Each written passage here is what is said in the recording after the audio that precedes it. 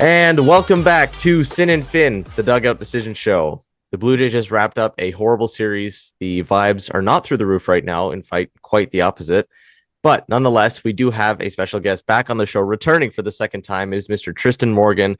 Unfortunately, under some unfortunate circumstances, again, you lose the series to the Astros. But nonetheless, Tristan, welcome back to the show. Thanks for talking some ball again. Yeah, it's a pleasure to be here, but I don't know if it's a pleasure to watch this team in the last series. Yeah. No, it's been a rough watch for a while. And really the story of this team has just been the momentum. Like, truthfully, that's what I'm calling this episode. Like, why can't the Jays build any momentum this season? You sweep a series against the Red Sox. Okay, you get the last game rained out against the Cubs, but still you split. And the last game, technically that series, the Saturday, it's a massive comeback win. Okamoto's going deep. Yeah, sure, Kevin Gausman might have sucked in the first game of that series, but we're able to bounce back from a 16-2 loss. You're thinking, okay, the story of this season, and I've been saying this with Christian on the show a lot, is that we're constantly taking maybe 3 steps forward, but then we'll take 4 steps back. 2 steps forward, 3 steps back. We keep doing this all year. I don't know where to even start with at this point. Like, what do you see as the biggest problem? Why can't the Jays build any momentum this season? I mean, yeah, the 500 mark has been the breaking point for this Yeah. team. I think it just kind of has to boil down to consistency and not all the parts of this roster getting going at once. Like, we'll Yeah. have series where the pitching is absolutely dominant and, we just can't score any runs offensively. And then we'll have series again, kind of like what we saw in Fenway. The Fenway series was something where we saw click, but where the Yeah. offense got going, and then, in areas, pitching just wasn't carrying its weight. So I Yeah. think that consistency where we can't click on the same note at the same time, I think that's probably why we haven't broken through yet. But even with that, I mean, this team is still in a playoff spot somehow. I don't understand how. It's ridiculous. The AL is trash. Like, that's just what it is. Like, I hate to Yeah. say it. I think there's 2 teams. What is it? I think the Yankees and the Mariners that have a positive run differential. That's it in the American League. And even the Do the Mariners are. Rays not have a positive run I differential? don't even think they do, because the Rays are pulling a Ray. You can check that. I mean, maybe they do. But I'll again, the double Rays check. are always going to pull a Ray. And I wouldn't be surprised if it's negative 20. I mean, it could be like plus 50. But still, yeah, you're always going to have the Yankees that are like plus 100. But even if the Rays were to have it, still, the rest of the AL is just garbage. Like, look at the AL Central. Like, the White Sox might honestly win it. And like, genuinely, what pitching do they have? They got that guy like Davis Martin's been good. I don't know what it is with the AL. So the Jays are managing to stay in this. I feel like at some point, though, some team is going to take off. I don't know who. Like, White Sox go on a Yeah, crazy run or something, the 100%. Orioles, something. Like, one of these teams is going to take off. And I keep thinking, like, why can't the Jays, like, this is a perfect time. This is your time to take off. Do it. You're playing teams under 500, not in playoff spots, but they can't seemingly do it. I don't know why. Yeah, I fully expect a team to pull ahead in this race and become like the clear third option in the wild card with the Rays and Guardians. But like this is easily the most open it has been for the American League in a while. Like there might be a losing record team. If everything goes according to how Yeah. it's projected right now, there could be a losing record team taking that third spot. It would be just nuts. The White Sox in the Central, they lead in the Central with a -3 run differential. Oh And my there's God. the Yankees have a plus 113, the Mariners have a plus Yeah. 8, and the Rays have a plus 2. Okay. There we go. Well, maybe that changed last night, because maybe when I saw it, it was like negative, Probably. yeah, -4 something. Still, +2. Like, that just goes to show how bad the AL is. I don't remember the last time it was like this. I know the last couple of years there's been a trend of like, okay, obviously the big bad Dodgers are always there, and the Braves, okay, kind of resurging, and the Phillies are always there, but this bad. For it to be this bad for a while. And I know people keep going back to 2025, right? Because they want to keep comparing. Now that we saw that last year, let's keep comparing the Jays to last year. Man, I think at some point we're kind of reaching that threshold of like, okay, we can't keep doing that anymore. Because if I'm right, end of June last year, like Canada Day was coming around, we were building something up. Like, we were cooking a little bit. You get some series sweeps, you keep it going, you take 2 out of 3. Well, you just had that against the Red Sox, and then you immediately do this with the Astros. So I don't see the comparison to 2025 anymore. Listen, if the Mets come to town Canada Day, maybe like Bo returns and then we just feel a little bit of fire there. The Mets come to town. They got like no pitching at all. Their team stinks. Maybe that gets us going. I hope. And you have a Rangers team coming to town that's honestly, their offense is just not good. Like, they got Corey Seager and Wyatt Langford. And like, that's kind of it. Like, they don't really have a lot going there.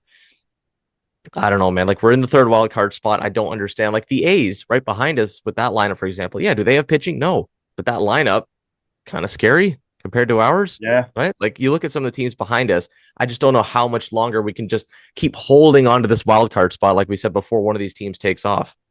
Yeah, like in 2025, like I think by now that has to be way in the Yeah. rearview mirror. Oh yeah. Like at this point last year, the Jays were pretty much knocking on the door of first place to the Yankees. Like they had been hot for at least a month now since Yeah. the end of May. So, this is a new team. This team has seems like it has a whole different identity, and I think it has to be treated that way. Yeah. And I don't think any Jays fan right now is really satisfied, even though we're in a wild card spot. Like this team made it to Game 7 in the World Series against the Dodgers last year, and I know you have to put that year in the rearview mirror, but I think every Jays fan expects this roster and this team to be better than it's performing. Yeah. I mean, I'm one that has to learn about that because I went into this year saying we're going to win 100 games, take the AL Me East and right back too. to World Me Series. too, man. Yeah, because how do you not set the expectations at that? Like you said, after you go to Game 7, right? It's tough, but you know what? Like you said, a new season is a new season, and I guess we have to take advantage of the fact that the AL is this bad, and you know what? Deal with the team as it is right now. And I thought this team, when you mentioned like the new identity, I thought this was going to be like a pitching first team. To be honest, when you lose some of the bats that you do in the offseason, like especially when Bo leaves, kinda. It's kind of that, but like we can't get any length out of our starters. Like it's a struggle for Dylan Cease to get through 5 innings. Look at Trey and his command. We're gonna get to that later. Shane Bieber comes back, doesn't look sharp. Like we're not getting any length out of the starters. So what is the identity of the team? Louis Varland? Like that's it? Yeah, Like the it's closer. That's kind of it. yeah, like I thought at the beginning of the year, I had the same opinion as you. Like I had, if I was making my like standings predictions, Jays are first, and then we'll deal with Yeah. the rest later. Like I was so Yeah. sure of that, and with the pitching staff and with the starting rotation, like I thought this was one of the best top three rotation in baseball. But again, injuries happen, right? Ponce was out for the year. Yeah. I mean, who knows how much of an impact Barrios would have had, but he's done. Um, so it's just kind of unfortunate. But you're right. Like we need more length out of our starters. Hopefully Bieber can rebound from his last outing, and become, at least a mid-tier rotation arm that we can really Yeah. get some length out of. So let's talk about the pitching a little bit here. We're going to talk about the pen. I know I mentioned Louis V because Louis V feels like the only guy. There's a couple of guys in that like circle of trust that we do trust. He has a Tyler Rogers had a little bit of a blow up. I think it was Tuesday's game. Okay, it happens. Braden Fisher's had a couple of blow ups. Mason Fluharty's just being used so much that it's just bound to happen. Like he's going to Mhm. blow up. But the one guy always in the spotlight when something goes wrong, of course, Jeff Hoffman. I didn't get to watch the game last night. I saw some clips of what went down. I want you to break it down a little bit for me because I know you saw the play and what happened, and you actually were at the game, right? So I'm sure you had a good Mhm. view of this. What in the world happened, and what was your thinking behind it? Because I see a lot of people talking online like that did not need to happen. Like, why was Hoffman picking off there? So I didn't see like a whole lot of it leading up to the play. I saw the play happen in real time, but like leading up to that, I'm not 100% sure. I know the batter before that had hit a pretty deep fly ball to center. Varsho tried to make a leaping catch at the wall for it, but it just kind of ricocheted off. So he got into third for a triple. There was either one or two outs. I think there was two outs. Oh, And from there, all I see is in real time, all I see is Hoffman just miss a pickoff throw, and the ball goes over into like the left field foul territory, and the runner scores to take the oh lead my two to god. one. So in the moment, that was brutal, and me and the people around me, we couldn't believe it. Like this is stuff that you need to clean up in Little League. Like this is something your local 10U team would be doing. It's just it can't happen in the MLB.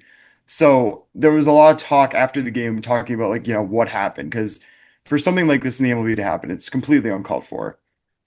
So Yeah. post game, John Schneider was talking to the media. Apparently, Kaz Okamoto was expecting a throw after the pitch had been thrown from Hoffman so he was expecting a throw from Kirk to third base after the pitch. So Kaz pretty much just wasn't over at third base when the throw went. But in my opinion, like I think this has to go on Hoffman and Okamoto because if you don't see anyone near third base, why are you still making that pickoff attempt? To third base, especially. Yeah. And you said there were two outs, right? Like I why think there was two outs. Yeah. why are we doing that? Of Two course, I think outs, it runner was. on third. I could be I wrong. It may have been one, but for you to make a pickoff move to third, you have to like know for sure that you're getting him out. Because what's the point if you're oh my not? god. That just sums up the season, huh? That like It's what ridiculous. Like again, it can't happen. yeah. Like you said, And a little league tie ball stuff. game, and a tie ball game against a team that could be, going after you for the third wild card spot right now. and also like have the wherewithal that like your offense cannot hit right now. Like you have one run in the game. Like you need to stay in Yeah. it, keep it at 1-1 because your offense can't hit right now. Of course, I think it was Joey Lopes actually on third. He kind of killed us when he Mhm. returned to Runner Center, like had the home run, I think Tuesday. That kind of put out of reach. Like what a series for him to come back. But still, like you said, that is little league stuff. I couldn't see the game last night because I was coaching a 13U team, little league, literally Mhm. working on pickoffs, like you said. So, like you said, that's stuff we're teaching the kids. Like I don't understand the situation. Who's deciding the play? Like, is it Hoffman just in his mind? Like, I'm just gonna pick off here. Like Okamoto's not expecting it because he's expecting it from Kirk. Like, what is telling Hoffman in his mind that I need to do that? I don't understand. Yeah. Well, that should be fair. If that play worked out and it went in their favor and they got that out, we would be praising the hell out of it on this show right now. Yeah. But the fact that it didn't happen means, the the defense and the pitching is not on the same wavelength. Or maybe you can attribute it Oh, to the manager, but this team just isn't on the same wavelength right now when it comes to, defensively and those little things on the field. I'm sorry, miscommunication and stuff like that. Like these are guys getting paid millions of bucks. Like Schneider might Exactly. have a role in that and deciding what the play is. Like Hoffman's getting paid, what is it, like $13 million or 15 million or These something are the like that. best in the world. These are the Yeah, absolute best baseball players in the world. yeah. It's Kaz Okamoto who just got what 4 years, 60. It's Alejandro Kirk who just got a big extension a couple years ago. It's Jeff Hoffman who got pretty big pennies as a reliever. So, Mhm. I mean, these are guys that are expected to know what they're doing, and these guys are also not like 20-year-old rookies. Like these guys have been in the league for a while. Like Jeff Hoffman's been pitching for more than 10 years, I think, by now. So Mhm. surely Yeah. he knows, yeah, he's had some rough years in there with the Rockies and whatever, but he's been pitching long enough as a vet to know that maybe that's not the right play. And like you said, if they executed the play, yeah, we'd be praising it. But there's such a high risk to that. Like, what are the odds that it's going to go well? Exactly, So, exactly. And the Jays better hope that they don't miss the playoffs by a game or something because it seems like every year there's one of these games that, I think in 2021 when they missed the playoff by a yeah. game, there was a play from Marcus Semien at second Oh base my where he threw to God. first base. I think it was against the Tigers, just missed it. And I mean, that would have been the deciding game that would have sent them to the playoffs with that incredible offense. And I think if the Jays end up with a similar fate and they miss the playoffs by a game this year, I wouldn't be surprised if people look back to either this game or the first game of the Astros series differently. Baseball is just funny and it's just cruel, man. Like, It's cruel. It's so cruel. I'm thinking back to like the Varsho home run. I actually said this on the show back in, what was it, like mid-May, I think, when Varsho had a walk-off against the Rays opposite field, walk-off grand slam. Like we finally take a game from the Rays because the Rays were killing us early in the year. And I'm Hmm. thinking, this is it. This is like the Bo Texas home run last year. Season's turning. And then we're just floating around 500 for the last, like, what, month and a half ish. So that I guess wasn't the swing. Then, like you said, is this the play that we're going to look back on? There could be something way worse happen in August that we don't even realize yet. Like, that's what I'm saying. There's so many of these moments that can Have the just pile baseball up. gods not treated us poorly enough already? I know. Like, we really just deserve more. Like, we're just cursed at this point. Think of the injuries, right? Like, Addison Barger, we're going to get to this later. I thought was supposed to be on a rehab assignment. No, he's just chilling in Florida. Now he's coming up to Toronto. Hey, Doc, how's it going? Hey, can I start a rehab assignment this week? Maybe. Like, that's what I'm saying with the curse, man. Like, Ponce goes down immediately, and then Barrios down, and then Barger's never gonna come back. Jimmy Garcia's his arm just like done forever. I don't know. He can't throw higher than like 93. We'll get to all that stuff. But yeah, in terms of the curse of the season, it's crazy. And then how about something else you threw in here? And I want you to touch on this a little bit more. You talk about the Jays doing the little things right, and the miscommunications and the defense and the pitching and all this. Talk to me about the defense because it's a little bit scary. Like we've talked about this before on the show. Like Ernie's defense this year has not been what it was last year.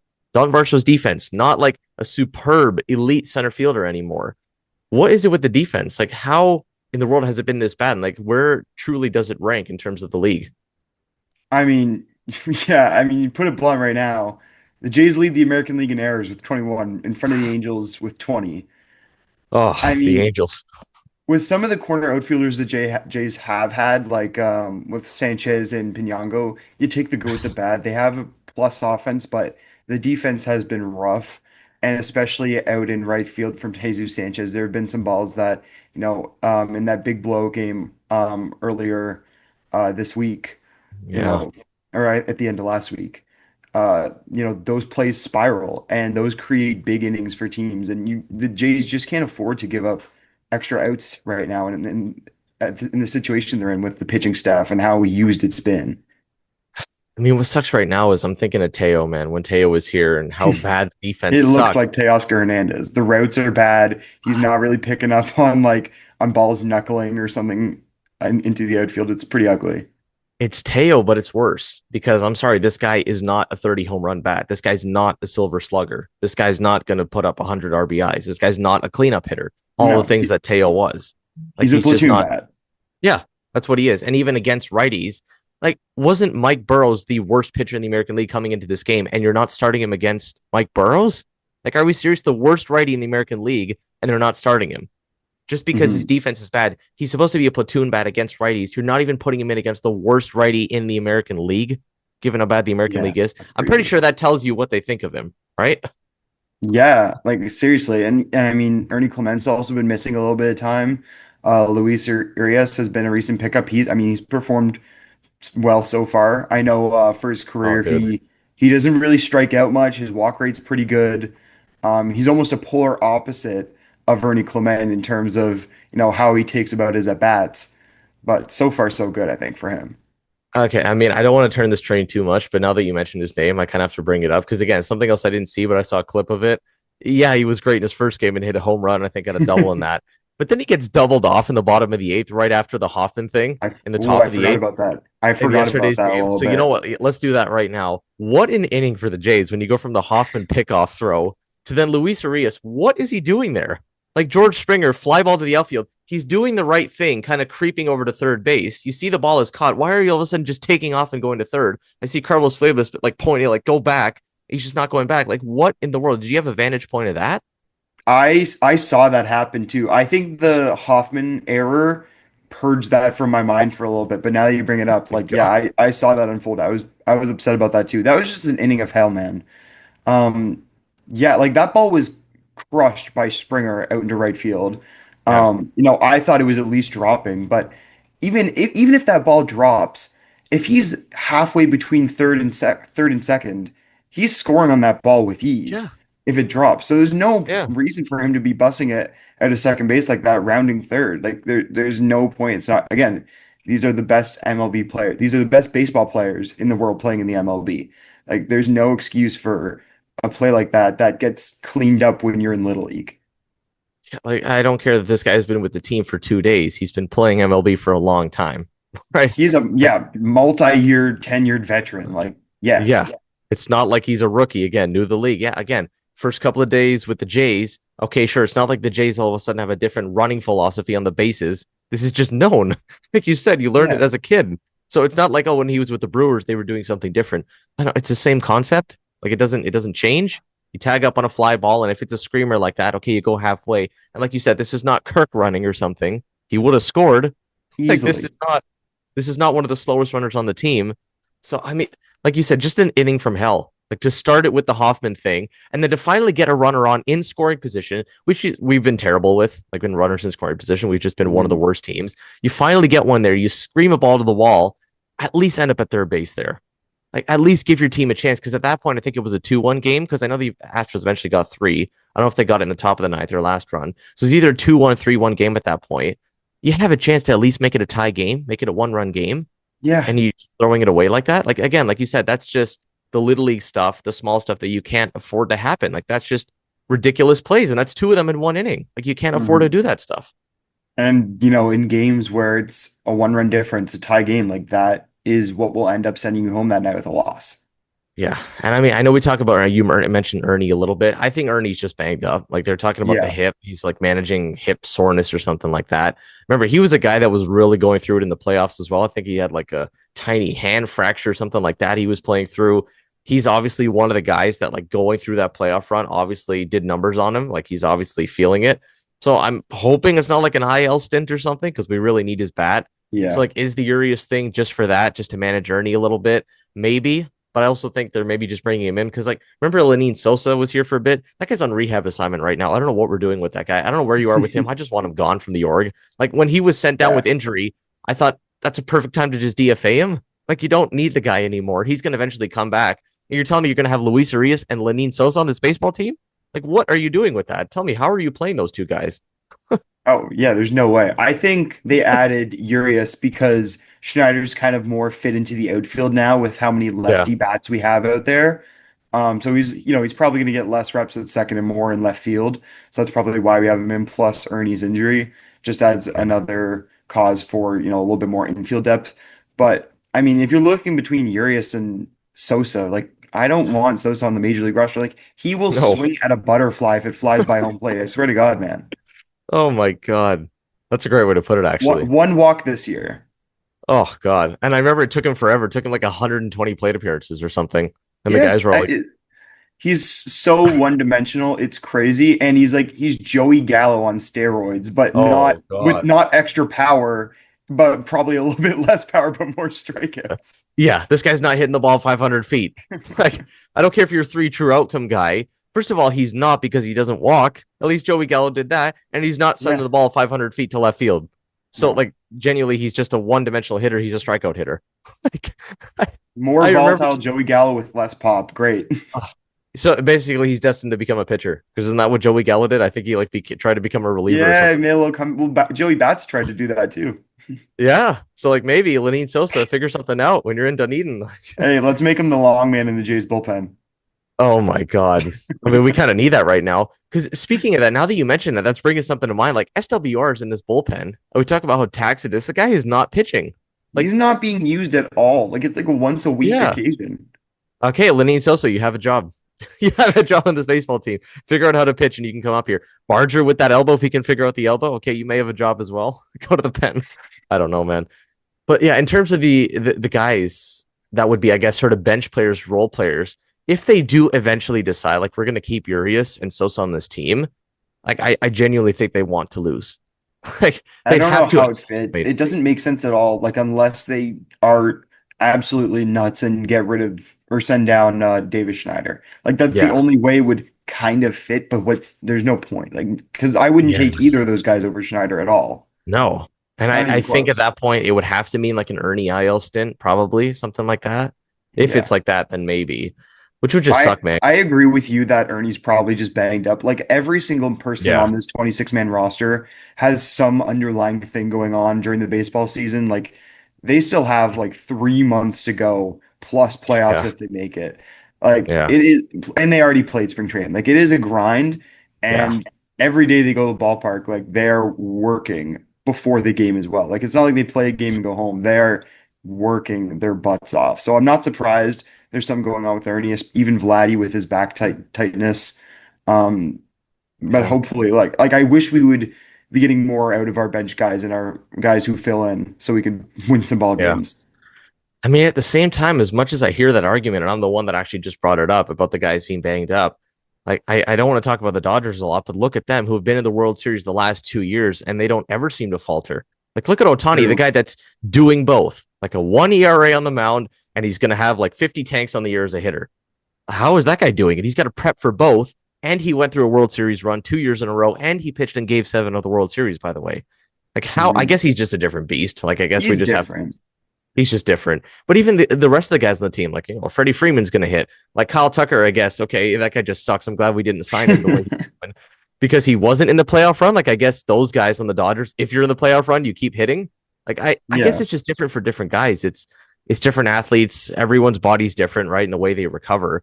I guess the Jays are just cursed in that sense that their guys just can't bounce back from that kind of a run. Like look at Springer as well. Went through the deep Yeah. run, not having a great season this year. Like most of the guys that went through that deep playoff run seem to struggle. Like look at Gosman having some blowups, right? After throwing so Mhm. many innings last year. Like he had the Cubs one. Yeah, that was terrible. But there's been other ones this year that were, kind of iffy, not great, right? Which we didn't really see before. There's just a lot more inconsistency, I guess, with the performance. And Mhm. is that just a result of the health of these guys? Maybe. But then again, there's a lot of teams, other teams in the league that have to deal with that and are seemingly able, right? So Every team plays the same amount of games every year. And yeah, Otani's a different beast for sure, but like he yeah, even had to deal with Tommy John surgery yeah, it's true. more than a year back. But last year the Jays were like remarkably healthy compared to the norm. Like they really had most of their full team for the entire year, except for a few exceptions in April. Like beyond Yeah, April, this team was pretty much just ready to go for the rest of the year. And yeah, maybe playing into November last year took a toll. It took a toll on their offseason recovery. I'm not 100% sure of that. But again, you can't get complacent, right? Yeah. Every team plays the same amount of games every year unless you go to the playoffs, but still, like regular season, you know, you got to do what you got to do. You got to find a way to win. And again, going back to it, you can't get complacent about, not feeling great if you're not getting on base, if you're making a ton of errors, like not doing good on defense or on the base pass. Like you just have to fix up those little things first.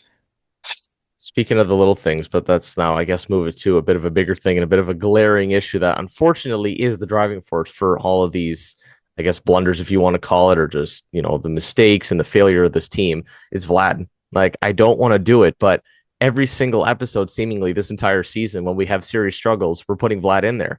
Like, I don't want to do it. This is one of my favorite players on the team. This is the cornerstone of the team, the $500 million man, the superstar of the team, but he's just not performing like a superstar. I don't ever want to talk bad about the guy, but this is genuinely terrible what we're watching right now. Like I saw a clip Mhm. yesterday, actually, I think it was from Keegan Matheson online, showing a side by side of the Will Warren grand slam and a fastball Yeah, like I 93 saw at the this. hands. Yeah, from Mike Burrows. Everything. And it's not just that. It's not just Mike Burrows. It's almost every single righty he faces gets a fastball inside, ground ball to third base. And it's not even sharp ground ball to third base. It's just a dribbler. It's a dribbler every time. He's not going to run it out. I know. And see, I wonder where you stand on that because I know superstars won't really run it out a lot. Like you see guys like Soto and that they won't really run plays out. And I guess it's tough when you're going through such a slump to think, okay, I just hit a ground ball to third. Now I don't want to run. But like still, just that hustle, right? That like grit that we Yeah. saw all through the playoffs. He would have been running anything out. Like I've been saying this all season. How do we make a regular season game on a Tuesday against the Astros feel like a playoff game? How do we make it feel important for Vlad? Because he's seemingly only good in the bright lights. And you mentioned the guys that are dealing with the injuries and had to go through it in the playoffs. Well, Vlad came into spring training and was doing great in the WBC. I'm thinking, hmm look at WBC, and I'm thinking this is his year to win the AL MVP and hit 40 home runs or something like that. And then just instantly we get to the beginning of the season opening day and it's just gone. Like he was okay in April, again, had like a 900 OPS, no power. And then since then, like beginning of May, he's just like, I need to hit for home runs, and he can't do it. Like, so I see that hmm side by side, obviously, with the Will Warren home run and then yesterday. And I'm just thinking, like, that's just been the story of the season. I think he's just trying to do too much. I don't know what the fix is. Obviously, moving him up and down in the lineup doesn't do anything. They tried him in the leadoff spot, try him in the cleanup spot, the two spot. Nothing works. He's not going to accept as the superstars. I'm going to hit 8 in the lineup. Like, that's just not going to happen Yeah. ever. So, do you have any idea for me, like any hope, anything? Because I genuinely don't know what to say for Vlad right now. The one good thing I can say about Vlad is I don't think it's a physical issue. Like I don't Vladdy obviously hasn't just lost the ability to hit a baseball physically. Now, Vlad is a hitter, however, he works off of rhythm and timing. Like that Yeah. is his whole thing. He really has to have Yeah. those down so he can time up a pitcher well because he has such a complex swing. And right Yeah. now, it doesn't really seem like he has either of those things. His swings look really, really rough in the box. So Yeah. the one positive I can take from it is I think this is an extreme outlier. I think this is probably going to be one of the worst slumps that we see in his entire career. We know how good Vladdy can be, and even for his career averages, like he is a well above average player normally. But like I almost see this as a mental thing. Like Yeah. it almost seems like he's in his head a little bit because there's nothing wrong with him physically. He's still just entering his prime. Yeah. Um, so like I still expect him to break out of this, but I mean, if they want to compete this year and the offense wants to be competitive, they got to fix something soon. Like we talked about the American League and how bad it sucks, and one of these teams is going to break through. I'm truthfully convinced that if Vlad was just hitting to his potential, we're at least 5, 6 games over 500 right now, at least. Like Because the that. rest follow. Because then they have to Yeah. either pitch around Vlad or attack him and give up a homer. Yeah. They can go after him with 92 inside, and they just know that he's just going to hit a dribbler, right? Yeah. Like they just know he's not going to do damage. And I remember saying a couple weeks ago, it's going to take, based on what the manager was saying and what some of the media was saying, that it's just going to take one swing. He just needs one home run, hit a ball 115 miles an hour on a line for a double. Well, he had a home run against the Red Sox at Fenway. Like, sure, maybe it wasn't a screamer over the wall, but he hit a home run. He's hit a couple of balls hard. Obviously, that is not the answer because he did that and then he's just reverting right back to the same thing. And aside from, I guess, that home run and maybe a couple doubles here and there, like when are we really seeing just him his scorch the baseball? Like truthfully, just Yeah, down the no, line, left field line, just scorch a baseball. Just hit the ball 120 miles an hour. Like in the Statcast era, I think the hardest hit ball ever was O'Neill Cruz from the Pirates. I think it's like 120 miles an hour, something 123, something crazy like like that. that. Yeah, Yeah, Vlad is up there. Like Vlad is one of these guys that can hit the baseball 120 miles an hour. We don't need yeah. 120. Okay, that's insane right now. When's the last time he hit a baseball 105, 110? Like it's been a long time. Honestly, I can't remember the last time he's done that. Yeah, even against the Red Sox with that homer, like the swing was better, but he still got jammed off that baseball and it just kind of creeped over the Yeah, monster. Like it yeah, wasn't one of those where it's like, hey, Vlad's back. Like, and it yeah. goes down, and for me, it goes down to his swing. Like he's for his career, he's always had a pretty low bat angle where he is almost hitting down on the ball, but it's exaggerated right now. Like he is pounding these balls into the infield grass.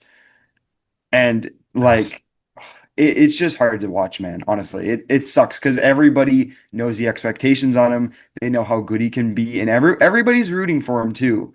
Like Yeah. everybody just can't wait for this guy to get hot, and so far it just hasn't come. It's a similar issue that Fernando Tatis Jr. is having over in San Diego. Like Yeah. he can't seem to hit the ball well either. Yeah, I mean, the unfortunate part about it is that he can be a like a platinum glove right fielder, which Yeah, unfortunately exactly. Vlad can't do, and he can be an athlete and he can steal 30 bases a year, right, and contribute in other ways. Yeah, Vlad might steal a couple of bases, and it's cool when he does it because he's a bigger guy and when he runs and dives into home plate and that kind of thing. But how often is he really doing that? Like you know what he's there to contribute as the defense. Yes, it's always going to be solid at first base. It might not be Gold Glove caliber, but it's always good. I don't want to take that away from him. But Hmm. really, what are you there to do as the $500 million man? Right. And I don't want to keep just using that as, okay, again, the money that he's paid and all that. Okay, yes, I understand a lot of that was because he is the face of the team and the face of the city and the face of the country and all that. So you have to factor that in. So I don't want to use the money for it. But point is, whatever dollars he was paid as a player, it's to hit the baseball. And even if it's not to hit it over the wall, it's got to be better than whatever you're doing here. Like he's running genuinely like a 720 OPS right now. And I don't He want to has keep more doing, steals than he has homers, I believe. I'm pretty sure he has more steals than he oh has my homers. God. I don't want to keep doing like the Luis Ariz comparison, but I'm sorry, he's a better hitter right now. It's just Uh, crazy. I don't know what again, like you said, the mental with Vlad and what pressure he's putting on himself right now, but it must be immense and something that we're not seeing because I've never seen a slump like this go on this long for him. And I don't think that can be an excuse either for him. I mean, this guy Yeah, tore up the postseason last year with in the yeah. World Series against the Dodgers in games, multiple game sevens. Like, I don't think pressure is the issue for this guy. And if I it is, just what changed? yeah, I don't want to, and that's what I'm saying. Like he's one of these guys that we talk about a lot of players, and once they get to the playoffs, they can't hit. Like I remember Andy Pajes last year for the Dodgers just absolutely sucked in the playoffs. Like Vlad is one of the guys that plays well when the lights are bright. But and that's what I'm saying. Like, how do we make a Tuesday afternoon against the Astros a big game? Like, I know it's just not in the grand scheme of things. Like, obviously, when you look back and you have the one game that you missed the playoffs because of that one game, and maybe it was that game against the Astros. In the moment, you know that a game on June 22nd against the Astros isn't really that important, but we kind of need it to be. Like, we need Hmm. Vlad to take it serious, right? And when I'm It talking seems about being important for Vlad. I mean, after his at bats recently, if he gets out, like he's not been impressed. He's been like I remember he struck out against the Astros. I think either in yesterday's game or the day before that. I mean, the helmet gets slammed down, the bat's down. I mean, he's yeah. walking back to first base between innings, and he looks pissed off. Dude, like 2023 was bad. That was a bad year. He had 26 home runs and 94 ribbies and like a 275 average. I'm sorry, the brother is on pace for like 8 home runs this year. Yeah, We're not coming close to 26 home runs. Last year wasn't a great regular season. 23 home runs. We're not sniffing that. I would not be surprised the way if he were to keep going like this. I'm not surprised if he ends the year with like 6 home runs. I'm sorry, he's just not. That's just the hitter he is, and I don't want that to be the case. I remember like 2024 second half. The team was terrible, yes, in 24. Vlad went on a heater, and we kind of saw like the 2021 again, and he ended up with 30 home runs. The guy had like a 200 WRC plus second half. He could do that. Maybe he just needs to reset at the All-Star break. He could do that. But it's just where are the signs? Like there has to be some sort of indication. Like all of a sudden one day it's going to snap and he's going to hit again. Like yeah. it's kind of hard for major league players to just do that. Like you have to see some signs of, like I said, hit the ball 110 to the wall. Like where are the signs? We're not seeing the signs right now for Vlad. Yeah, like honestly, I think it is just something that's gonna have to come with time because I can't imagine that they haven't been trying everything in the book to try to Yeah. get this guy on pace right now. Like, I think it has to start with Vladdy, not with like from one of the coaches, but I think it's just him finding his timing, finding his rhythm in the box Yeah. again. Because Yeah. like we saw at bats from Vladdy in the postseason last year, and even in the WBC, like he is not the same guy in the batter's box right now. The approach isn't No. there. He's chasing a lot more than his career averages right now. Like it just in the box, the confidence isn't there right now. And I think that's something Yeah. that will hopefully will come with time. Yeah. And like no plate discipline at all, like you said, and the chase is up. Like, what pitch is he looking to attack? And then when he gets it, is he actually able to attack it? Like, no. The answer is just no right now. He just Yeah. can't do it. So, I think that's a perfect segue into just kind of the offense as a whole. Because, yeah, like we said, when Vlad doesn't go, the offense just doesn't go. Again, like a Springer, not really going right now. Mm. Kirk, since he came back, had like the one good game against the Yankees when he came back. He's not been good the last week Yeah. or so. Like, he's not really doing anything. And something that is just so surprising to me is that when the Jays face good pitching, a la a Chris Sale, a Paul Skeens, a Sandy Alcantara, for whatever reason, they can hit these guys and they can hit them pretty well. When they face terrible pitching, a la the worst pitcher statistically in the American League with like a 6 ERA, they get 2 hits and 1 run off the guy in 6 innings. Again, I didn't see the game last night. When I looked and I saw Mike Burrows was on the mound, I'm thinking, okay, I'm not going to watch this game. I'm going to look at the box score after the game. We got at least 5 runs. I know it's the 2026 Blue Jays. I'm not going to ask for 10 runs off this guy, at least 4 or 5. We get 1 with 2 hits. I don't even know who the Yeah. 2 hits were. But what is it with this team? And not to mention the fact that we left 26 runners on base in the first 2 games as well. Then you do what you did against Mike Burrows. As much as, yes, we want to say when Vlad doesn't go, the offense doesn't go. But other guys in this lineup have to hit, man. Like, what are we doing against this terrible pitching? 1 hit or 2 hits and 1 run off Mike Burrows. I couldn't believe it when I saw that. You almost had to do a double take yesterday when you were watching the game because you see the 1 run and you're like, oh, it must be like Hunter Brown or somebody starting. Like this must be a great starter. Yeah. And oh, this guy has a 5.7 ERA and like a 1.6 whip. It's like, oh, oh, Oh, okay. That's oh my interesting. God. It's been the story of the season. I keep going back to, I can't remember exactly the name. The name is escaping me now. I think Jansen Junk for the Marlins, and I remember back to that series when we absolutely blew up on Sandy, had like 8 runs, the Sanchez grand slam, but we got diced up by Jansen Junk. Like I keep Yeah. referencing that one because that was another guy that had like a 5.5 ERA. For whatever reason, when a guy comes into Toronto with an over 5 ERA, we just know we're gonna get diced. That's just the story of the season at this point. I don't know why, because you mentioned the Hunter Brown game. Okamoto launched in game 1. I was at that game. I saw it. Yeah, Like we're launching exactly. off Hunter Brown.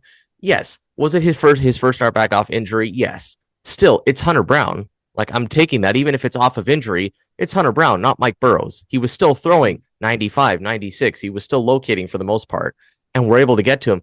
Did we explode on Hunter Brown? No. And get 10 runs? No, of course we didn't. But it was still a better showing than Mike Burrows. And you look at the runners left on base. Were we able to cash in on Hunter Brown? No. But at the end of the game, we had 13 runners left on base, which just sucks. I mean, I know it just sucks, but at least we were getting guys on base. We had like 3 runners left on base against Mike Burrows, which means we weren't getting the runners even on base. Like, are you serious? Not against this guy, statistically, if you're going based on runs and home runs given up, the worst pitcher in the American League. And we talk about how crap the American League is. And that's the performance you put up there. Like, what is more frustrating? I'm thinking in hindsight, leaving 26 runners on base in the first 2 games or doing what you did against Mike Burrows?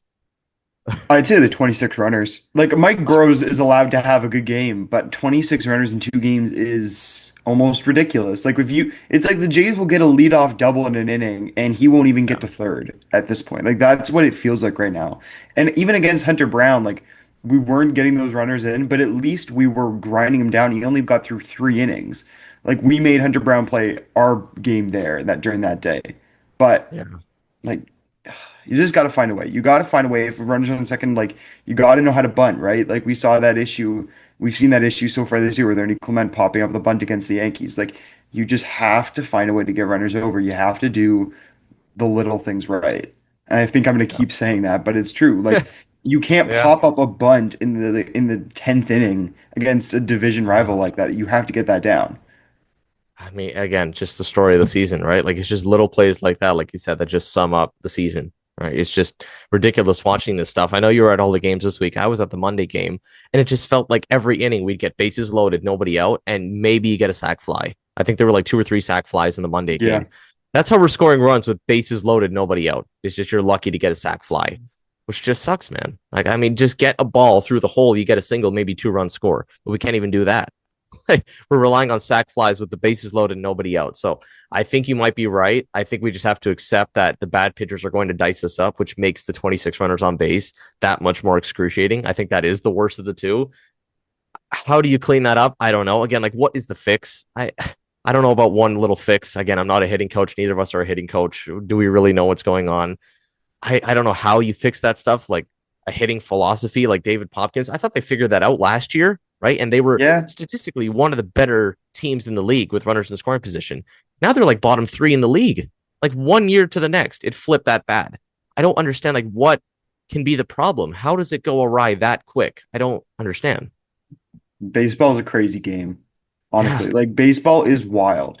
And I mean, at some point I think, when you see something like this where it's so unpredictable, like maybe you do have to put it on the players more than you want compared to the coaches. Like if Yeah. the Jays are hitting like garbage, who's more likely to get DFA'd? The hitting, like if everybody as a team is hitting poorly, who's more likely to get DFA'd? Like Vladdy, or are they going to fire the hitting coach? They're obviously going to fire the hitting coach because they want Yeah. to pin it on him. They don't want to pin it on their star players. Yeah. But, I think the team just as a whole needs to play better offensively, Yeah. especially.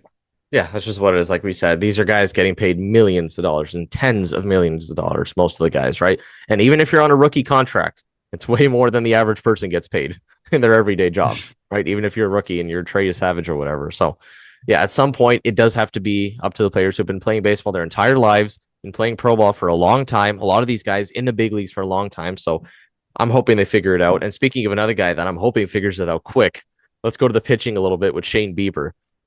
There's a lot of talk online about what the analytics are like and what the stuff looks like. And Christian, who I host the show with, is a huge analytics guy. He tells me about it all the Mhm. time. I'm sure he would say that Shane Bieber stuff looked great on Tuesday.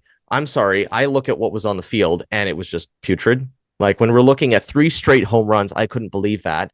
You look at the command. The command is just not there. Like he's floating sliders right over the plate. I'm sorry. That was what happened in game 7 when he gave up that home run to Will Smith. It's just slider right over the plate. When the command is not there, the velo is not there. I don't understand how we can talk about the stuff and just say that analytically it looked great. Where do you stand on that? Because to me, I'm looking at what I see on the field, and I'm sorry, you're giving up 3 straight tanks, 9 hits in 3 2/3 innings. I I don't care about the stats, man. Look at what's on the field. It's not good. Yeah, like I like to have a good mix of the tangibles and the intangibles. Like you look on the field and he's giving up back to back to back homers. Like there's no going around that. Like regardless of Yeah. how good the stuff looked and how good his chase rate was, like you can't be doing that. I do think though, when you look at the chase rate and see that his pitches are moving how they're supposed to, even maybe better than the norm, that is something to look forward to in his next time out. Because, first time back in the big league since World Series last year, like maybe he needs to just warm up a little bit. Maybe he just needs to build up. But his expected ERA last night was, or not last night, um, Tuesday. Tuesday. Tuesday against the Yeah. Astros, his expected ERA was 34.19. That was and he had an expected batting average of Oh, 469.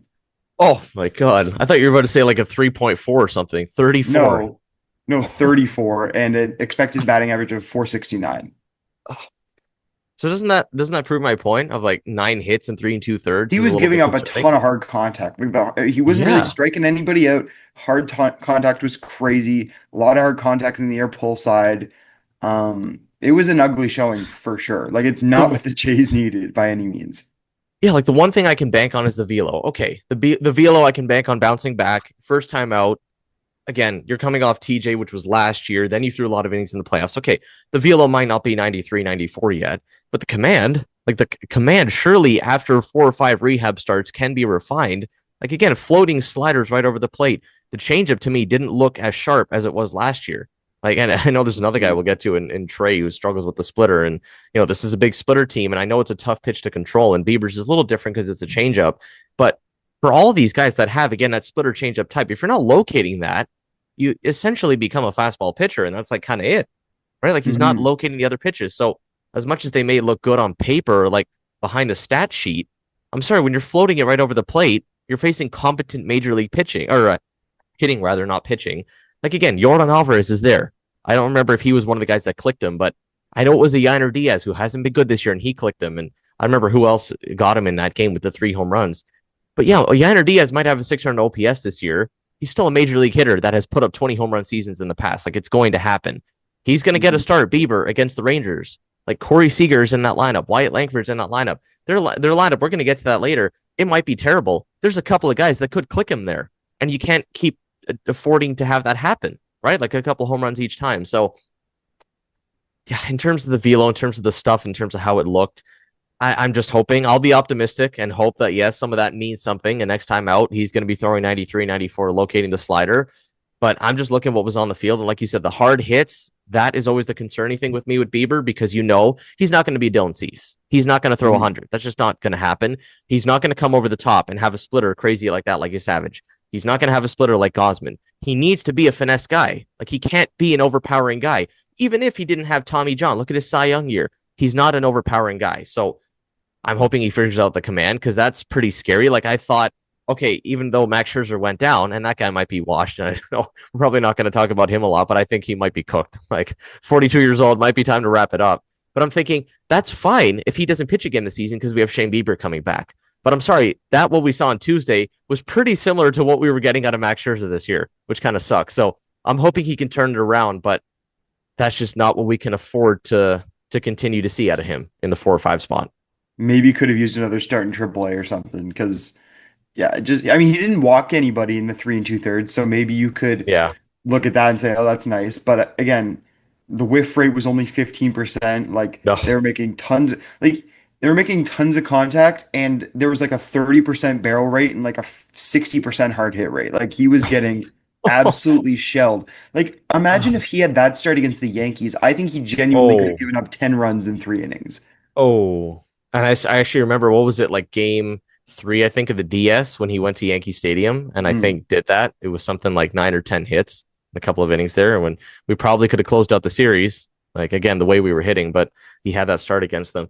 That's scary, man. Like, again, if he continues that, and again, he's never going to be 96, 97 with the heater. He's going to be maybe 93, 94, but if he's not locating, it's scary. So I'm hoping he figures it out. But in terms of command, we're talking about command here, and you mentioned the walks. A guy who is struggling with walks, and it's getting a little bit concerning, it's Trey Savage.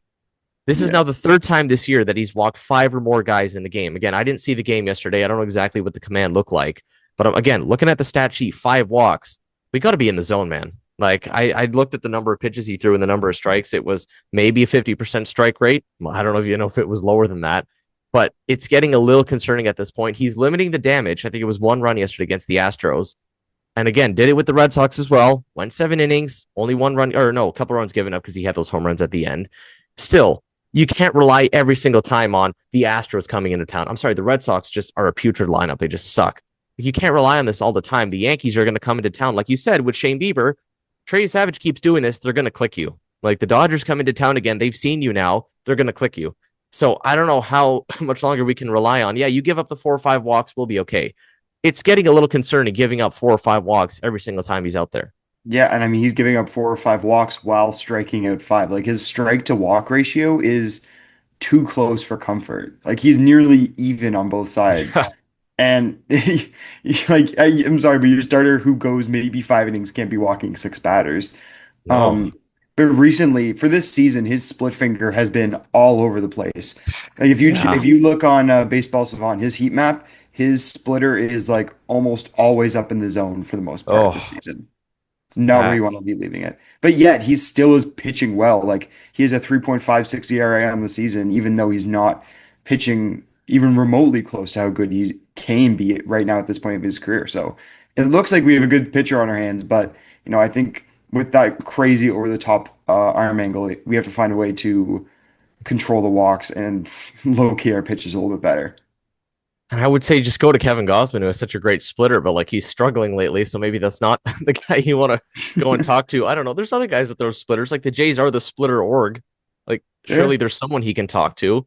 Because I don't know, again, what the fix is exactly. Is it just a mechanical thing? I don't know. I don't think it would be a mental thing when it's just you're missing with the splitter. It's got to be a mechanical thing. Like, I don't know, something with the Yeah. grip or whatever, because it is way over the top. And again, at some point, hitters are going to figure out that slot. Because I remember we kept saying that last year that, well, it's the first time he's seeing all these guys. And it's, look at the Yankees, the first time they saw Trey, right? And they looked fooled. Well, the last time the Yankees saw Trey just a couple weeks ago back at home, I mean, they got to him. Like they Mhm. kind of were getting to him. A couple of home runs in there. Again, the walks. I think he gave up 5 or 6 runs. At some point, the guys are going to see him. Opposing hitters are going to see him enough to the point where we can't just use that excuse of, oh, it's the first or second time he's seeing these hitters. Like at some point, you got to figure out how to attack them. And if you're going to be a two pitch pitcher, which is pretty much what he is, right? Like I know he has that Mhm. slider that like moves the wrong way, but it's not really doing anything. You're like Gosman, you're a two pitch pitcher. You got to be locating. Like this is what we just said with Yeah. Bieber. If you're not locating the splitter, you're basically a fastball guy, and the hitters can just guess 50-50. Okay, is it a heater? Okay, I'm going to click you. And his Like heater's some, only averaging like 94 as well. So it's not like you're blowing it by them like Mizorowski yeah, or anything. yeah, it's nowhere near anything like that. So again, if you're a two pitch guy, you're not locating your put away pitch, your off speed pitch. What are you attacking the hitters with? That's just the tough part. So Yeah. I'm hoping he figures that out. Him and Bieber, in terms of the, again, I know Bieber didn't walk anyone, but in terms of the command of just being And it sharp doesn't around the matter. zone, It doesn't matter. I don't care if you don't walk anybody if you give yeah, up like 5 homers. Like, that's what I'm saying. Like the command around the zone, we're just floating everything over the plate. So it's a little yeah. bit different, I guess, because he's floating everything over the plate, and Trey just can't get anything over the plate, I guess. So it's a little bit different. But point is, it's a similar conversation. Figure the command because we need that. Because again, the next thing we're going to talk about here is the bullpen and how taxed it has been this season. And I think this is a perfect time to talk about it, given the starters are not giving us length. Like I don't remember the last time Trey did go 7 innings once against the Red Sox. Yes, aside from that outing where he went 7 against the Red Sox, who again are a putrid lineup, I don't remember the last time a starter went 7 innings. Like it has been a long time, and we are killing this bullpen, man. Like Mason Fluharty is at like 43 appearances this year. I truly think he's going to throw 90 times this year. And did we not see this with Brendan Little last year, with Jeff Hoffman last year? The more these guys kept throwing, the more they just kept dying on the mound and kept falling apart. And Hoffman was throwing like 92 by September. We're slowly seeing, like, I remember with Fluharty when he came in against the Cubs and just walked like 3 guys. We're slowly seeing Mason Fluharty die on the mound. Like, that's kind of what's happening because he has to throw so much. Braden Fisher, same sort of thing. Tyler Rogers, I know he's got a rubber arm and he's a sidearm guy, but still, I don't want to throw this guy 100 times a year. Louis V is like the one guy that seemingly can handle it. He can handle it. But the other Mhm. guys, I think, truthfully, are going to die in the bullpen if we can't get like 6 innings out of the starters. Yeah. And there's a limit to everybody. Like even with Louis V, like I think Yeah. eventually you can't use him 100 for 100 innings in a year, right? As a reliever, as Yeah. your closer. Like Yeah. time is going to run out on that eventually. The bullpen was so good to start off the season, but even with that, like the amount that they were using them, like, hey, clock's ticking. Like you got to figure out something in this rotation because you can't do this forever. And again, we said the same thing last year. And what happened mid-season, the bullpen kind of faltered a little bit. Now they were able Yeah. to rebound, and it was better in the last month or two because they were able Yeah. to get Bieber and add those reinforcements. Yeah. But like for the time being, this is not how the bullpen needs to operate. Like you need your starters to go deeper than 4 or 5 innings because it's just not sustainable for Savage and Patrick Corbin to just barely be getting through the fifth. Patty Corbs can't get through like 4 at His this point. average star length, I think, is like barely 4 innings. The last couple of times he's struggling to get through 3, even. Like Yeah, even just getting through 3 is a battle with him, and he's gonna throw like 90 pitches. You it's an can't. issue. And that's why I think, the Jays are going for starting pitching at this deadline. And hopefully they can add somebody that will really slot into that rotation and be a good innings eater for this team because they sure as hell need it. I hope Mr. Scooble likes Toronto. So do I. Maybe, or even if it's not that, like a Joe Ryan. I don't know. Do you Yeah. do you If fancy they get that? any frontline starter, like I'm all in. Yeah, you have to at some point. And as much as we like to hang on to the prospects, and yeah, like JoJo's not going anywhere, and Juan Sanchez and all those guys, at some point you're gonna have to part with some of them. And like look at last year, who was it? Like Kendry Rojas was the guy for Louis V. I'm sorry, Kendry Rojas for Louis V and Alan Roden. Like, look at what Louis is doing this year. At some point, you have to take a shot in some of these guys. And even if, okay, Mhm. I know Scooble is crazy. He's probably going to up on the Dodgers or the Braves or whatever. Even if it is a Joe Ryan, like, I'm okay. Like, give Joe up a couple Ryan's of prospects. crazy. And Joe Ryan's an incredible starter. He would easily yeah, be he'd probably be at least in the top three. He might even overtake Gosman for that 1 or 2 hole. I, I mean, if Gosman keeps doing what he's doing lately, like, yeah, Joe Joe Ryan Ryan. is an incredible starter. That 1, 2, 3 punch, if they were to make the postseason game 1, 2, 3 of a wildcard series, like unbeatable. Like that would be nuts. And now we have a little bit of a rapport with the Twins after what we did last year, huh? Like, Hey, there's a bit they'd love of, to sell to us. yeah. So hopefully, again, Ryan's a guy that seemingly we've been talking about the deadline for the last like 3 or 4 years, and he just doesn't go Yeah. anywhere.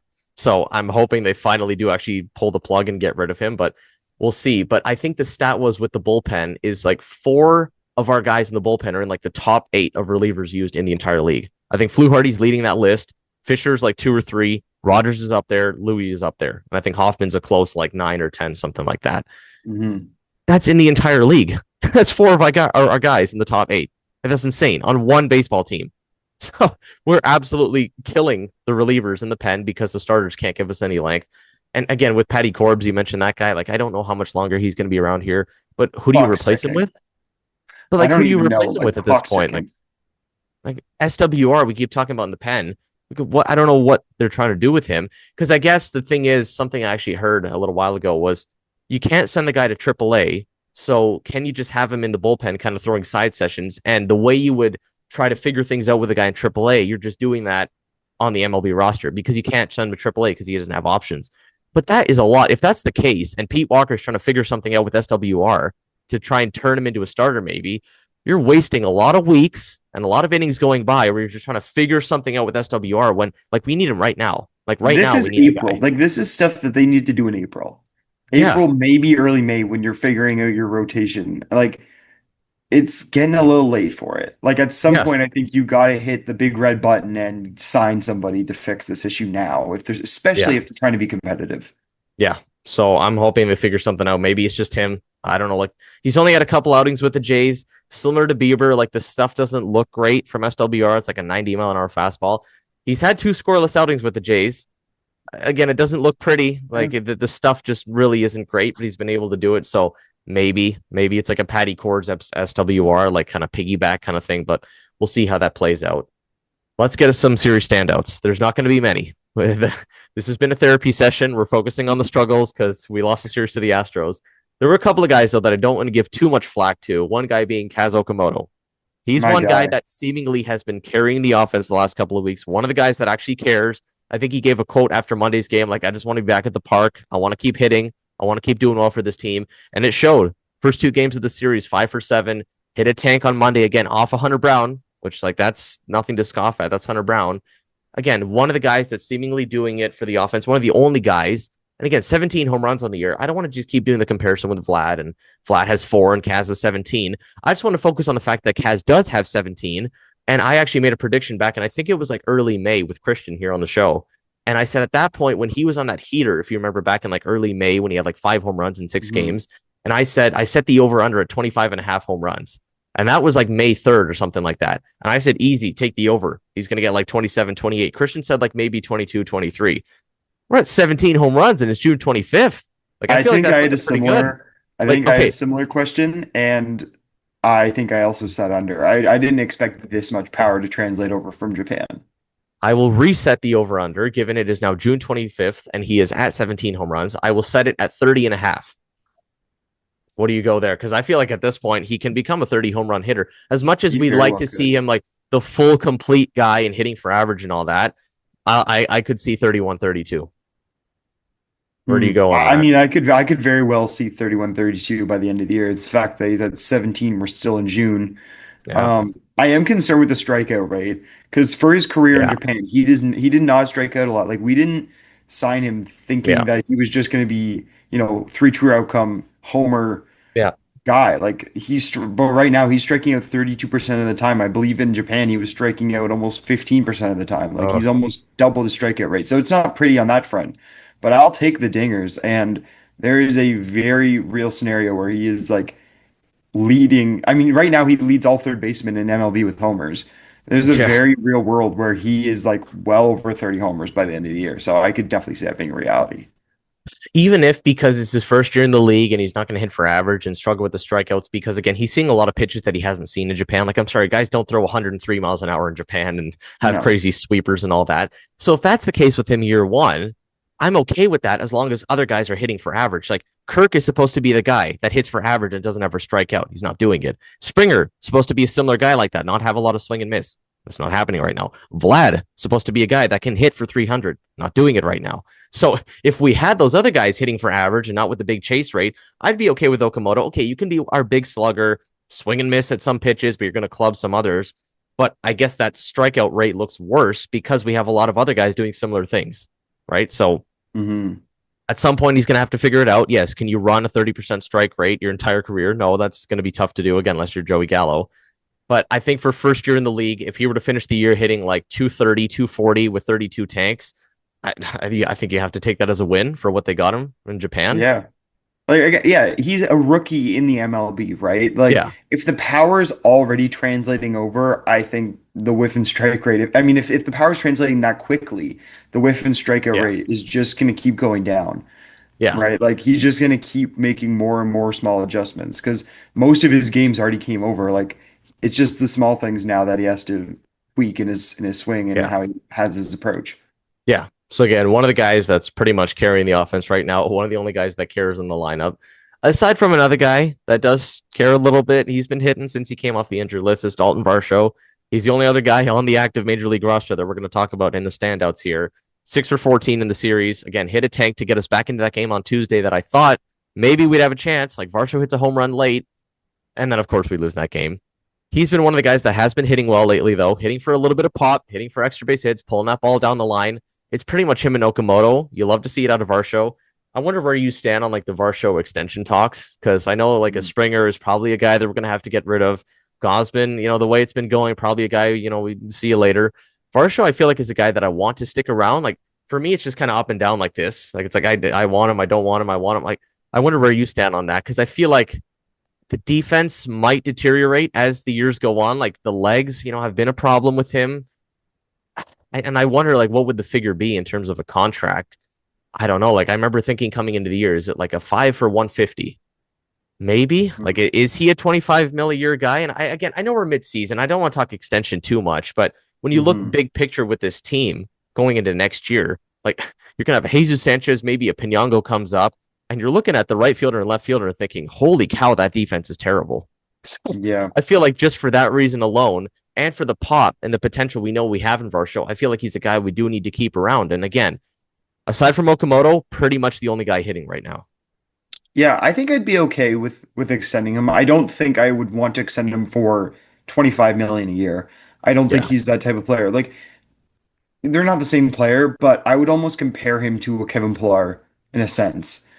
In that like Mm, in where it's like the very really good defense. They're different type of hitters for sure, but like I don't know. I think he's valuable to this team, and I think he's good if you can just slot him in there for the next 4 or 5 years out in center field. Because I mean, he's still only 29. Like I still think he has a couple more years of good defense left, and especially with the bat, like I think the power's going to stick around. Just doesn't matter if he's healthy, and how long before we start seeing age catch up. I do hear you, but KP didn't have like 30 home run pop in that bat, That's right? true. Like, No, that's absolutely true. Like they're different, but I'm thinking about yeah, like the comparable defense and just like yeah, like I'd say the total offensive package. I think they're hmm kind of similar, except for the pop, obviously. Like KP's not yeah. hitting like 20, 30 homers. And again, Varsho hit what, like 20 and 70 games last year, I think it was, in that small sample. So I'm thinking if he had 20 and 70 games last year, surely you can give us 30 over a full sample, over a full season. And Yeah. If he's maybe, healthy, oh my gosh, he can hit 30. Like it's not yeah. even a question. And He he's just has to struggled play with, 160 games. yeah, because again, it's always an injury thing. Like he struggled with some stuff earlier this season, just had the wrist thing a little while ago, right? Where he had to miss a couple of games, go on the 10-day. If he can just stay healthy, but again, that's a big if because we've been saying if for a while. So maybe that's something they look at in the offseason and think, well, we're not going to give you a contract because you haven't proven that you can stay healthy. I just hope he does. I really hope he does the rest of the season. Again, we're in June here now. Can you just stay healthy July, August, September, and then hopefully into the playoffs? I'm just really hoping for that. Again, for the defense and center for the pop. Again, him and Okamoto, in terms of the series standouts, they're like the only two guys hitting right now. And then another guy I had to throw in here again, not on the major league roster right now, but hopefully in the next couple of weeks will be finding a way to fit this guy into the MLB roster is Sean Keys. Had to throw him in here because, again, the team has just not been performing well with the major league roster right now. And it is otherworldly what this man is doing in AAA.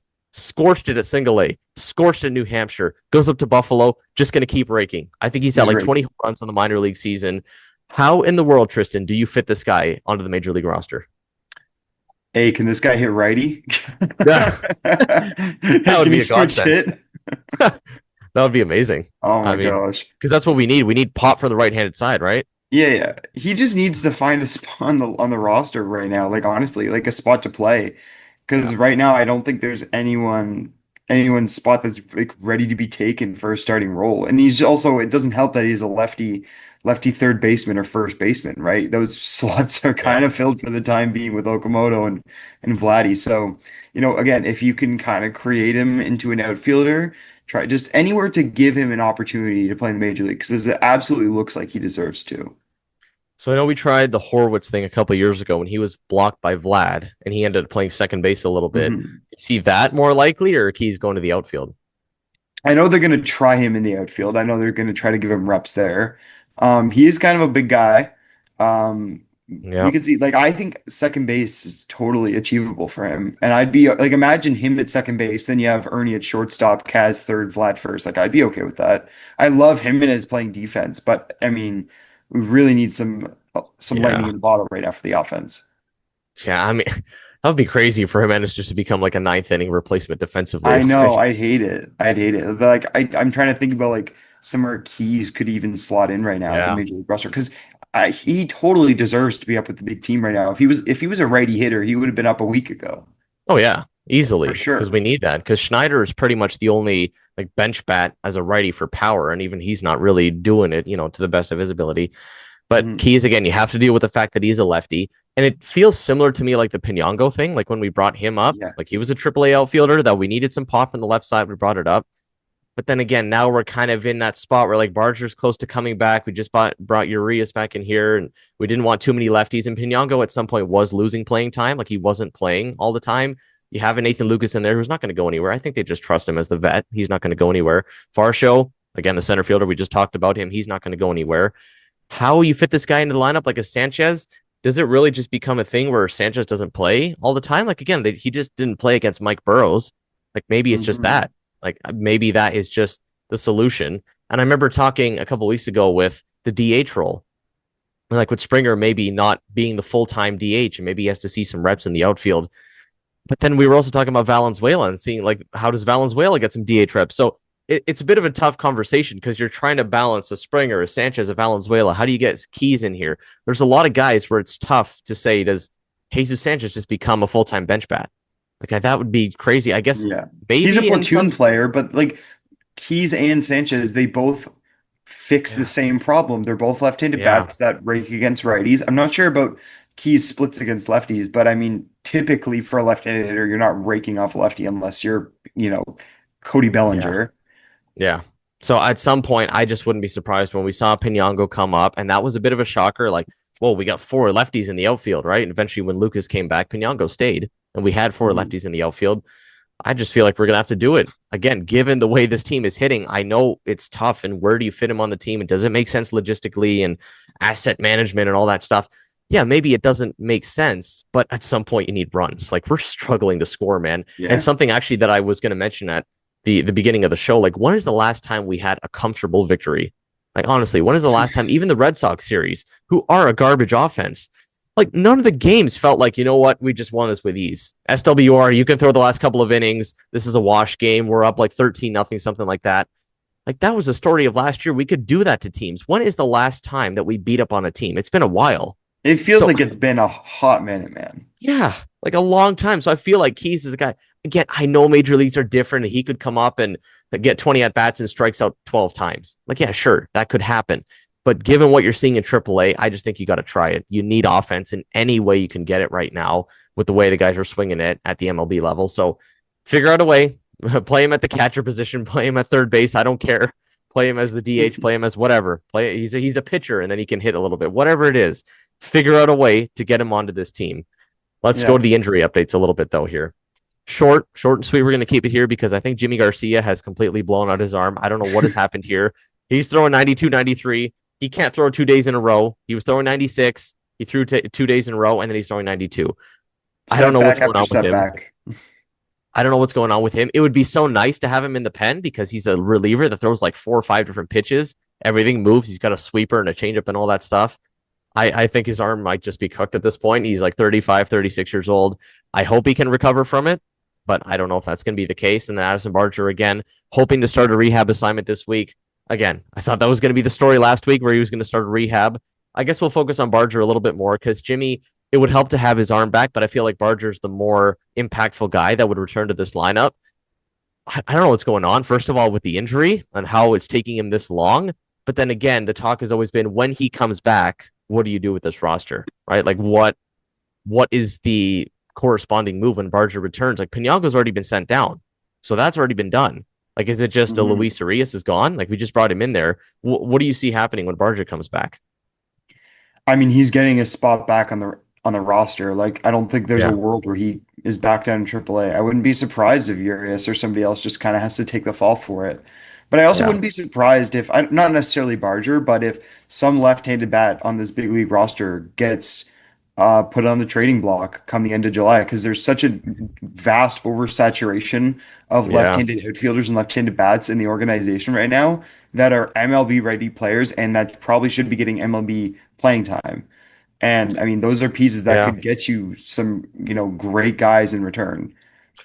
The name I was thinking of a couple weeks ago was Pinango. Like I know he's the guy that just came up, but I feel like if you want to do a Joe Ryan deal, like that's an MLB ready hitter. Didn't we just do that last year with Roden? Like Roden had come Mhm. up, remember, had a little cup of coffee at the MLB level, and then you're shipped out.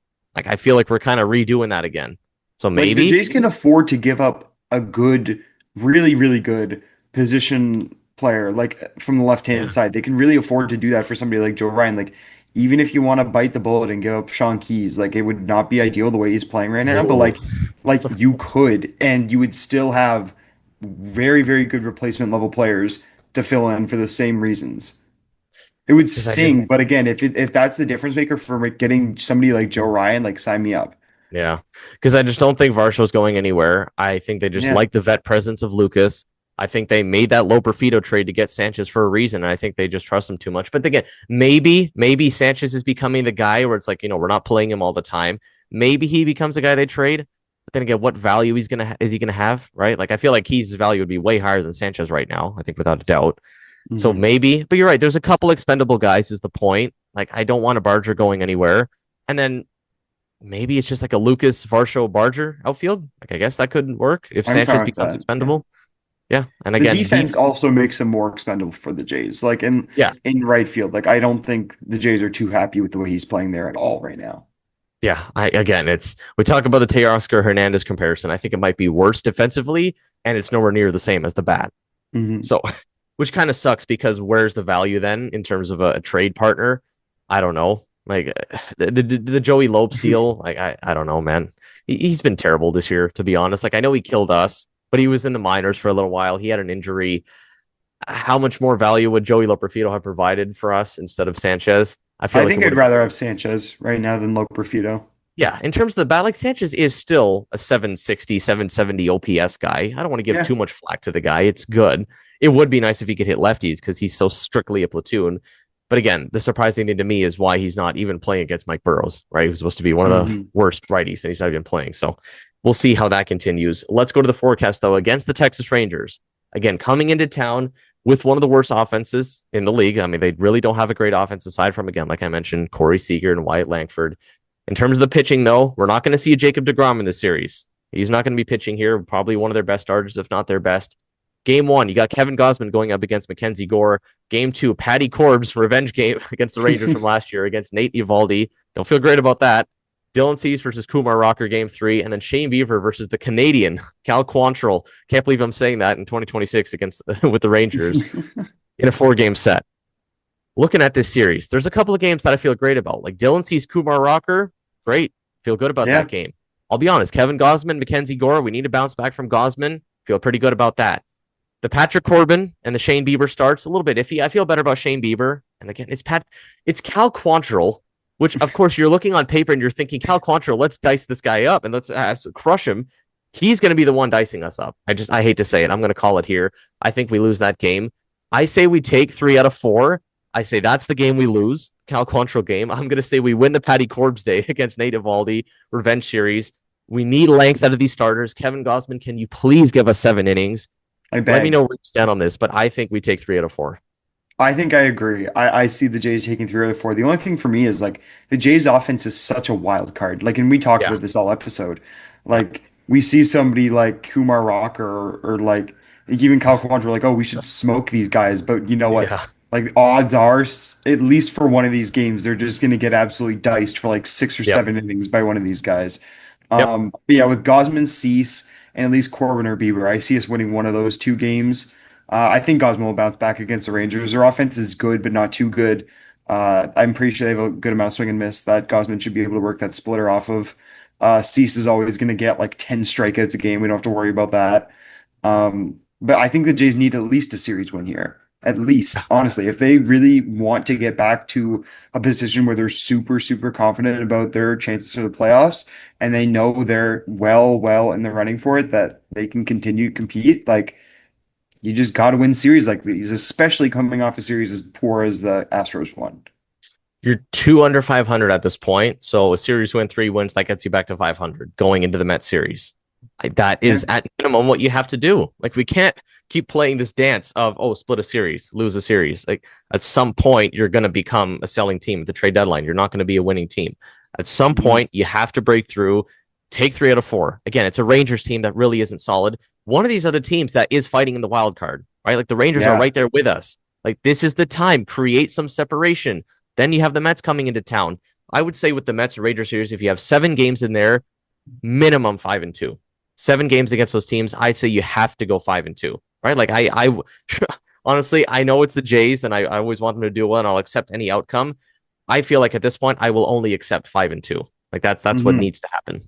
Yeah, these are the series, like even the Astros one that we just lost, like these are the series that you really have to start winning now to start pulling away from the competition, to really start solidifying yourself in these standings. Like if we won that Yeah, Astro series, we'd be 2 games up from them in the wild card right now.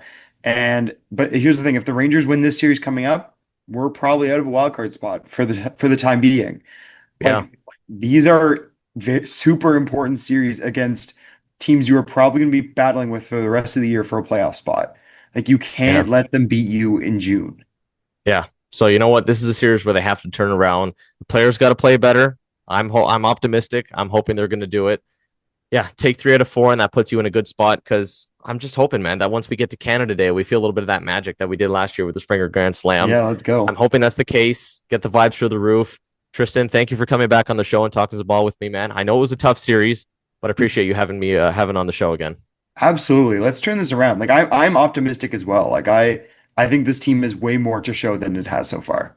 Yeah, absolutely. So I'm hoping the next time we check in with you guys, Christian will be back on the show and we're taking 3 out of 4 in the series. As always, make sure to like, subscribe, comment your thoughts down below, and go Blue Jays.